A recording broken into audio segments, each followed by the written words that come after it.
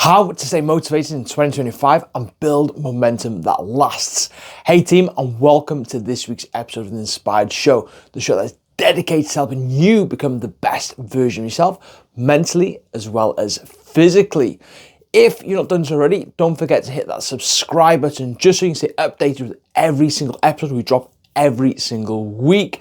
Smash a like on this video because it's definitely going to help so many people. And if you know anyone that will benefit from today's episode, don't forget to drop it a cheeky share as well. This week's episode is all about motivation. Motivation is probably one of the biggest barriers for most people. And you've probably experienced this yourself at some point on your journey. You might even started this year and already struggling with low motivation.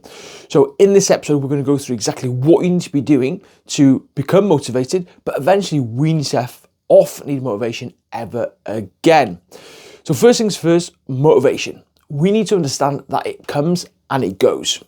Whilst it's there, it can be absolutely amazing. It can feel like a superpower. Everything seems so much easier, from eating healthier to moving our body to stay on top of our goals. But when it isn't there, we all know how much a slog it can be. It can be very difficult to eat the healthy foods. We're more likely to overindulge. It can be very difficult to go out and get our movement or hit the gym. And we just don't want to do the things that we know we should be doing because we just simply can't be bothered. We're not motivated. So whilst when it's there, it's good. When it isn't there, it's not as good. But 9 times out of 10, it simply isn't there. And I'm sure a lot of you guys will agree with that. So we know it's unreliable. So what can we do instead to get ourselves in the right frame of mind to be reaching our goals despite how we feel? Well, the first thing that we want to do is get really clear on reasons why. Like, why is it we want to change? Why did we start our journey to begin with? Creating a powerful reason to change is really important. And a lot of you guys have probably thought about why you want to lose weight, why you want to get in shape, and some really valid reasons. You might want to have more confidence, you might want to have more energy, you might want to be setting a good example to your children. But if we're really honest with ourselves, they're simply not powerful enough. If it was, we would have kept going when we had low motivation in the past. So what we need to start doing is getting a little bit deeper with our why. Why do we want more confidence? Why do we want more energy? Why do we want to be setting that good example for our children? The deeper we go, the more layers we can peel back on this onion of the reasons of why I want to change, the more powerful that reason becomes. Alongside that, when you're thinking about your why, start to visualize that future version of yourself. What does that person look like? What are their traits? What are their confidence likes? What is their life like? And when you start visualizing that person, focus on the person that you want to move away from, that can create a really powerful reason to change. And use that as your anchor. So on the days when the going gets tough and you're not quite feeling it, lean into that reason to change. That's the first thing that we want to be doing. The second thing we want to be doing is setting smaller targets and goals. Now, a lot of people will be going into the journey wanting to lose 3, 4, 5, 6, 7 stone. And that in itself is very overwhelming. It seems like a massive mountain to climb. And when we have this massive mountain to climb, it seems like it's so far away that we're never going to get there. And that in itself is very demotivating. So what you actually want to be doing is breaking down your goals into smaller, more manageable chunks, which are a lot easier to hit. Now, if I said to you, your goal is to lose 100 pounds, but I said to you, instead of losing 100 pounds, I want you to focus on losing 1 pound. What is going to be easier to hit? The 100 pounds or the 1 pound? Of course, it's going to be the 1 pound. And when you hit that 1 pound, you're going to feel more confident in your ability to achieve that. And that allows you to start building momentum. So take your goals and break them down into smaller chunks. Now, a lot of people that are going to be watching this will have weight loss goals. So I recommend 1 to 2 pounds per week is a really good starting point for most people. It's very realistic and manageably hit without restriction. But also think about the efforts and habits that you need to be doing in order to reach those goals, to reach that outcome, and set yourself targets like that. Okay.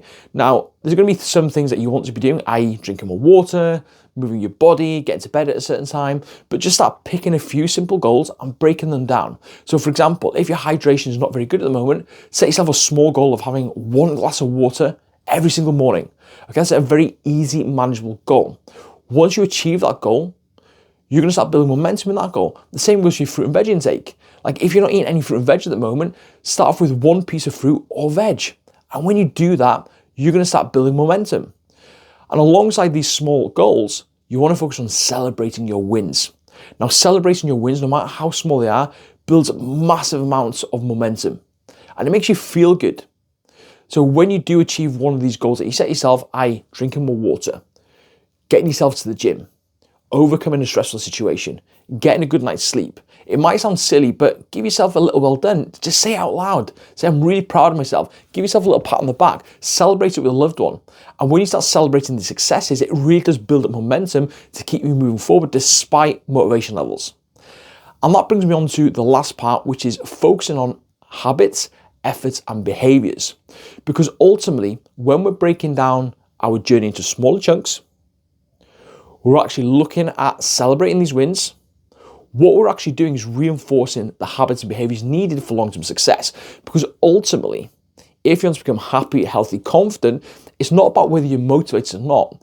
It's about building up better standards for yourself and having better behaviors. Because ultimately, where you are right now is a direct byproduct of your daily habits and rituals. So we want to be building in better habits to our lifestyle. So not only can we get to where we need to be, but we can maintain it long term as well. And we want to start making them automatic. Just as you wake up every single day and you're brushing your teeth, we want to have lifestyle habits that support the person that we want to become, that future version of ourselves. Now, I guarantee you, if you follow this step-by-step process of getting clear on the reasons why you want to change, breaking down your big goals into smaller, more manageable chunks and giving yourself easy targets, celebrating these wins, and then making sure you're building in these efforts, behaviors, and habits, you'll never need motivation again. Now, it's not going to be easy and it will take a little bit of time, and be flexible with this. If you slip up, it's okay. Remember, it's not about perfection. It's about building up consistency. And it's always better to take imperfect action than not taking any action at all. So let me know what your thoughts are on this episode and let me know how you get on. And don't forget to join all our social media pages linked down below, plus our exclusive community as well.